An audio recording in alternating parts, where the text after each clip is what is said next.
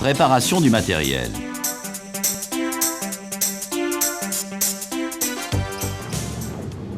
Une aire de réception plane et propre est préparée.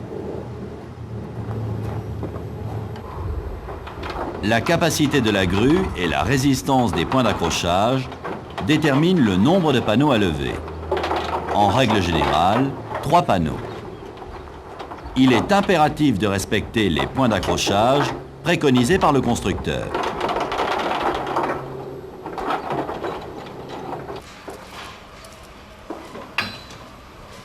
Il faut bien positionner les bastings ou les poutrelles par rapport à l'ossature du panneau pour éviter la déformation de la peau coffrante.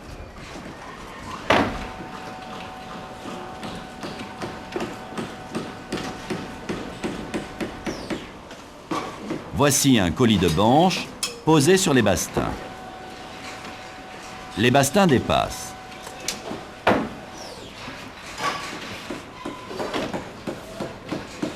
Les raidisseurs sont placés perpendiculairement au bastin.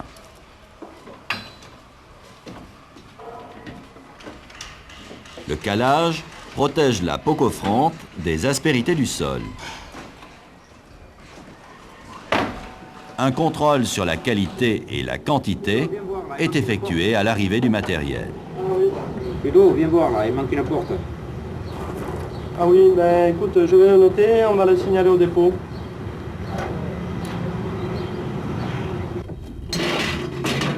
Chaque type de matériel est monté conformément à la notice de montage du constructeur. Avant chaque utilisation, il faut s'assurer que le matériel est complet et en bon état. Ici, la stabilité des banches n'est pas assurée. La mauvaise stabilité provoque des accidents mortels. Sans compas ni étais, la stabilité des banches est compromise.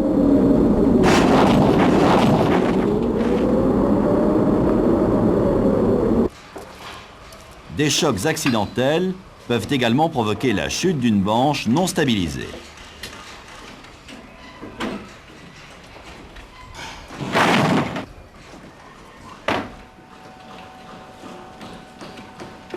L'utilisation de compas assure la stabilité des panneaux et facilite la manutention.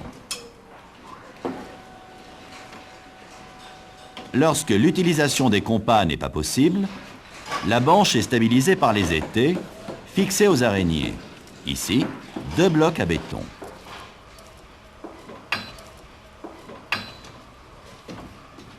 Ce train de 2 banches est stabilisé par 2 étais.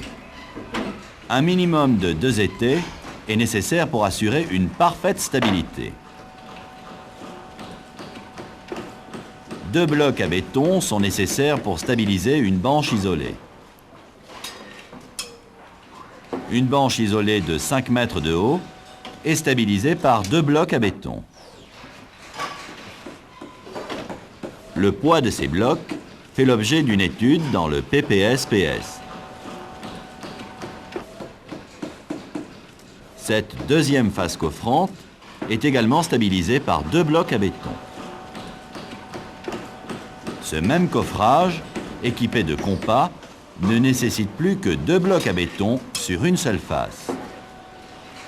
Dans tous les autres cas, une étude de stabilité doit être réalisée. Il faut assurer la parfaite propreté de la face coffrante en éliminant la rouille et les traces de béton. Un huilage immédiat protège la face coffrante et facilite le décoffrage. L'élingue doit être adaptée à la charge à lever. Cette élingue supporte une charge maximum de 4 tonnes par brin.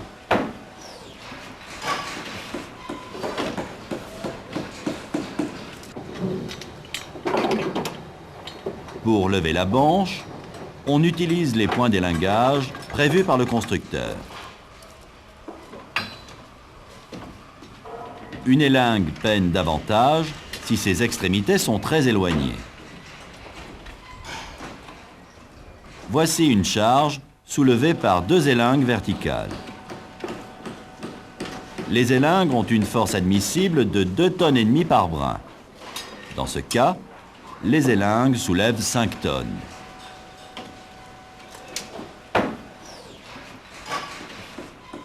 Dans le cas d'un élingage avec un angle de 60 degrés, ces élingues ne soulèvent plus que 4,3 tonnes.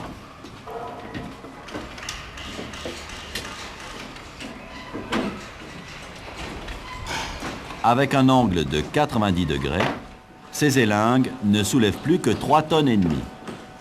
Cet angle est une limite à ne pas dépasser. Le levage idéal se situe dans la zone qui ne dépasse pas 60 degrés. Ici, la zone en vert. Voici une charge avec 2 anneaux.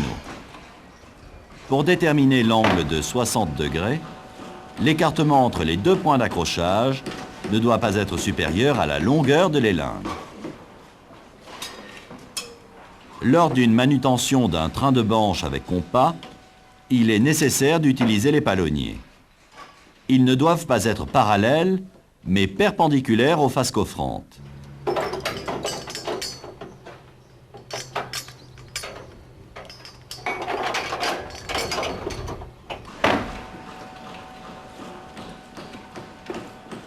Voici un train de 3 banches.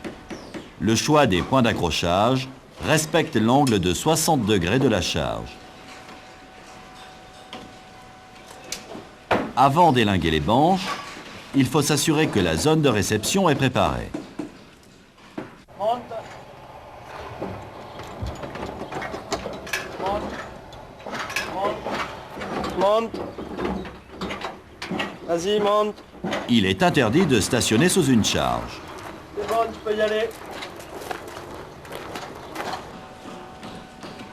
L'utilisation des cordes facilite la réception et devient indispensable dès la présence du vent.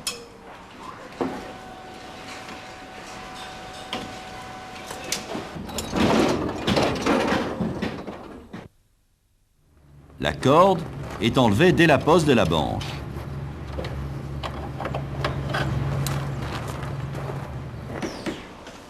À la fin du chantier, le matériel est préparé pour le repli.